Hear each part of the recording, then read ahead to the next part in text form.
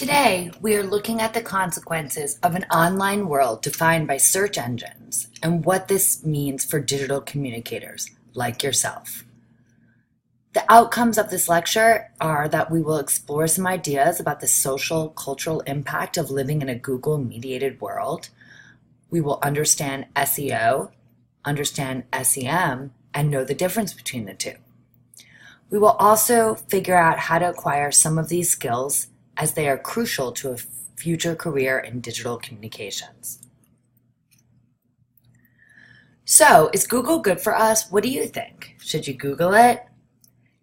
Being able to Google it means we don't have to retain memory and we learn to skip or skim read. Nothing is necessarily digested in depth. Do you agree with this statement? And sometimes even Google gets it wrong. When I Googled Christianity is and birthdays are, these are the automatic results that came up for me. Some questions to think about. How often do you use search engines and typically what for? 5.3% of the people listening to this lecture today have searched for what in the past 24 hours? Usually it's how to do something or defining something or asking a question like what is something. When do you get frustrated with the results? Pages 1 to 3 is the answer usually, but sometimes it's after the very third result. After that, do you refine your search though, or do you keep clicking through results? Can you imagine studying or doing research without Google? Do search engines determine the way we now work and study?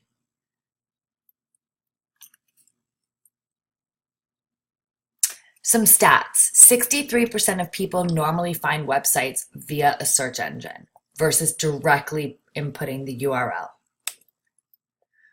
Another stat. Researching products and services is the second most popular online activity among Americans, with 3 out of the 4 US internet users doing so on a weekly basis. 27% of people rarely or never look at more than one page of search engine results. 58% of purchase decisions begin on search engines. 51% of people expect leading brands to be on top of the search results page. This is often true through sponsored search. So here I search for Philadelphia hotels. As you see at the very, very top of the screen, there's the end of the sponsored ads. Then it goes into local Google results, where you see Loews Philadelphia Hotel, Kimpton Hotel, and the Windsor Suites. And then it goes into organic results. To get in the local results is totally different process than to get a sponsored or organic result. Research and eye tracking of Google results tends to confirm that people A, read the sponsored links at the top of the page, B, read just 2 to 3 of the organic results beneath those, C, focus on the titles of the results and scan the summaries, and 4, ignore everything else, including the paid results in the right column. Google has done away with the paid results for now in the right column and has included there shopping, local results, and stuff like that. They're changing their algorithms all the time, but a lot of this is coming from learnings from research. So what is search engine optimization, which the acronym SEO stands for? The long definition: it is the process of making a site and its content highly relevant for both search engines and searchers. SEO includes technical tasks to make it easier for search engines to find and index a site for the appropriate keywords, as well as marketing-focused tasks to make a site more appealing to users. Successful search marketing helps a site gain top positioning for relevant words and phrases. Or, to put it shortly and more succinctly, SEO is making a site findable using the most likely keywords and keywords, plus a few other tactics to get good organic search results. Search engine optimization is the organic or more natural way for users to find results. The benefits of SEO. It's unbiased because it's organic and natural and not paid for. And search engine optimization gives a better ROI, return on investment that is, than any other online marketing media because it's search. Lastly, there are no bidding wars as with Google AdWords in SEO. And SEO is useful if you were trying to create an online brand. What is search engine marketing, which the acronym SEM stands for? It is the process of building and marketing a site with the goal of improving its position in search engine results. SEM includes both SEO and search advertising or paid search. In other words, SEM, it's the paid route to jumping the queue and getting your site noticed immediately and usually on the first page. SEM includes Google AdWords and Google AdSense. Google AdWords are the ads that are made up of totally text, and Google AdSense are the ads that include images. SEM gives pretty much instant results. A campaign can be up and running within hours, which is great for testing or for a brand launch. SEM can work really well in niche or what's called long tail markets, where there is less competition and lower bid prices. Quality search engine marketing campaigns will boost SEO results, protecting your rankings from competitors. Really good SEM campaigns can result in sponsored links at the top of the result page, which offer greater trust in click-through rates by users. If you pay for search results, it's good to either pay for the premium and get the ones at the top, or often it's not really worth your while, since we know users don't look past the first 3 or past page of search results. If you're not in the top 3 results of organic searches, consider paid search results until you can improve your sponsored ranking. Lastly, make sure the title and description of your homepage are absolutely perfect, because this will help with both your organic results as well as when people click through for your paid results, they will find that they are in the place that they expected to be. Here are some tools for keyword research, such as SEO tools and Google search-based keyword tool. It's important that you ascertain the amount of difficulty you will have in achieving a high rank with your chosen keywords. This tool I have here is from SEOchat.com.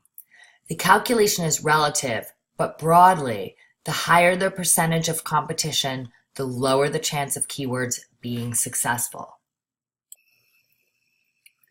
Step 2, research the opposition. You should find all related websites in your category, find out how these websites are important, find their link popularity, this will influence their search engine ranking, and find the number of index pages they have, also known as how many separate pages will appear on a search engine.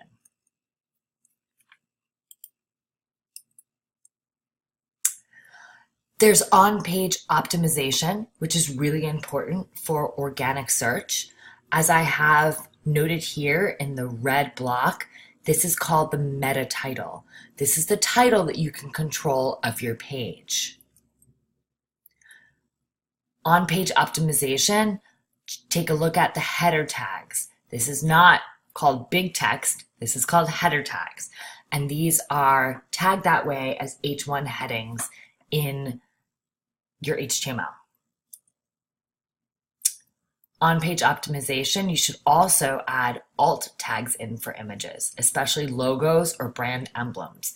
As you see here, if I hover over the independent logo, the alt tag will come up, which is the independent. This is especially important for disabilities and vision impaired users who are using software that reads to them what the images are. This is what it looks like from the back end for on-page optimization. You have the header, the title, the alt tags, and the H1, which is your header tag. Keyword density is really important, and what I mean by this is how many times keywords are recognized in the text and in the title, and how they relate to what's on the screen when you actually go to your website. Here you see keyword density as it appears on a website. The use of keywords are prominent in both the text, so that's the content, and the title of the page. Step 5, your sitemap and search engine optimization. Most search engines will also benefit from the creation of an unseen XML sitemap, which is a sitemap file, which looks different than what you see here on the screen, which is a sitemap of all the pages indexed alphabetically that will be on the site. Both are important for SEO. How to do off-page optimization. One of the keys to getting your page ranking improved is to appear more relevant. This is partly achieved by the number of other web pages that link to your website. The first element is to submit your website to online directories such as yahoo.com, Best of the Web, yell.com, and Uncover the Net. Article submission is another way to improve your search engine optimization. You can submit articles to various different databases, such as a few of the examples here. It's important then that your articles are designed with keyword teams, you offer links back to your website, and this same principle applies to blogs, online press releases, and RSS feeds. It's important not to upset Google, and Google's algorithms changes often, so it's important to keep up on them. You should have a site with clear hierarchy and text links. Every page should be reachable from at least one static text link. You should offer a sitemap to your users with links that point to the important parts of your site. If your sitemap is larger than 100 or so links, you may want to break the sitemap into different pages. You should create a useful, information-rich site and write pages that clearly and accurately describe your content. Think about the words users would type to find your pages and make sure that your site includes those actual words within it. Try to use text as much as possible instead of images to display important names, content, or links, because the Google crawler doesn't recognize text contained within images. Avoid hidden text or hidden links. So that means text or links that are the same color as the background. Don't load pages with irrelevant keywords. Don't create multiple pages, subdomains, or domains with substantially duplicate content. Don't create pages with malicious behavior, such as phishing or Trojans. Avoid doorway pages created just for search engines or other cookie-cutter approaches that have little or no original content. Other tactics to think about today are social media is becoming very relevant in SEO and SEM. LinkedIn, Google+, YouTube, etc. all help to boost rankings. Reciprocal links are very important as traffic quality and quantity will make the difference. And it's important to study Google Analytics for rich information on who, what, and where your traffic is coming from and going to. And don't be fooled by people who are SEO specialists who promise to get you on the first page of Google using shortcuts. Here is a summary of all the aspects and how they overlap of search engine optimization, social media optimization, and search engine marketing. Here's a great infographic of how small or medium businesses can use SMO, SEO, and SEM to build local and online presence. And I've given you the URL to see more. So getting skilled up. Anyone wanting to work in communications can get involved in the Klein Online Marketing Challenge, ask me more about it, or monitor your own Google reputation.